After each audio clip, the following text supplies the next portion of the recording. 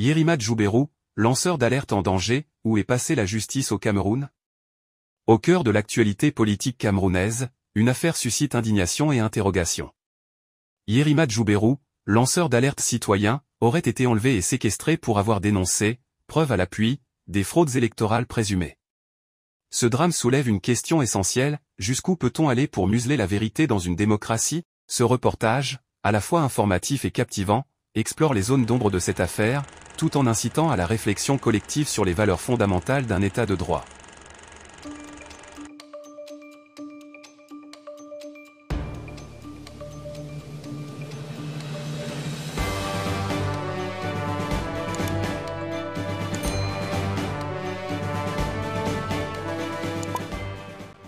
Depuis le 24 décembre 2024, Yerima Djoubérou, connu pour ses dénonciations courageuses, est porté disparu.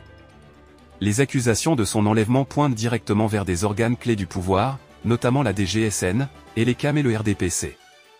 Selon des informations relayées par le président du MRC, Maurice Kamto, Djoubérou serait détenu dans les cellules du Service central des recherches judiciaires, SED, tristement célèbre pour ses pratiques jugées inhumaines. Un document prétendument officiel, en circulation sur les réseaux sociaux, atteste du rôle supposé des services de sécurité dans cette disparition. Cependant, la fiabilité de ce document est remise en question, serait-ce un acte fabriqué pour justifier des pratiques répréhensibles?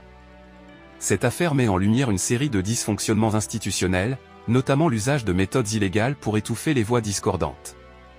Yerima Djoubérou aurait révélé des cas de fraude électorale impliquant des figures politiques de premier plan. Ces révélations dérangent, et son sort actuel pose la question, peut-on encore parler de justice indépendante dans un système où les lanceurs d'alerte sont traités comme des criminels?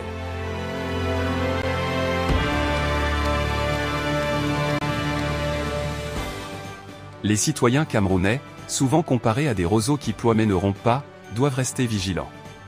Comme le dit un proverbe africain, quand on cache le soleil avec une main, la lumière finit toujours par passer entre les doigts. Le sort de Djoubérou pourrait bien être le déclencheur d'un éveil collectif face aux injustices. Cette affaire n'est pas la première du genre. Des précédents existent, avec des militants du MRC arrêtés arbitrairement et soumis à des traitements dégradants. Si ces actes restent impunis, quel avenir pour la liberté d'expression au Cameroun? Maurice Kamto, en sa qualité de président du MRC, interpelle directement le président Paul Biya. En tant que garant des institutions républicaines, il lui revient d'intervenir pour rectifier cette situation.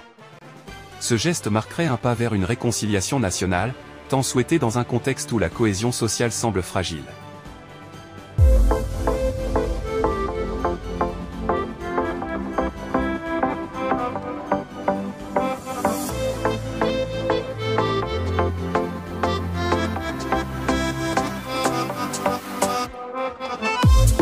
Le cas Yerima Djoubérou est bien plus qu'une simple affaire politique, il est le reflet d'un système où la quête de vérité devient un acte périlleux.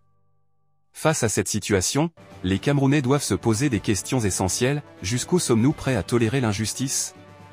Quelle société voulons-nous construire pour nos enfants? À travers cette affaire, un débat s'ouvre. Nous invitons nos spectateurs à partager leur point de vue, comment garantir la protection des lanceurs d'alerte? Quels mécanismes renforcer pour éviter de tels abus? Pour suivre ce type d'actualité et participer au débat qui façonne l'avenir du Cameroun, abonnez-vous à CTV, votre chaîne d'information.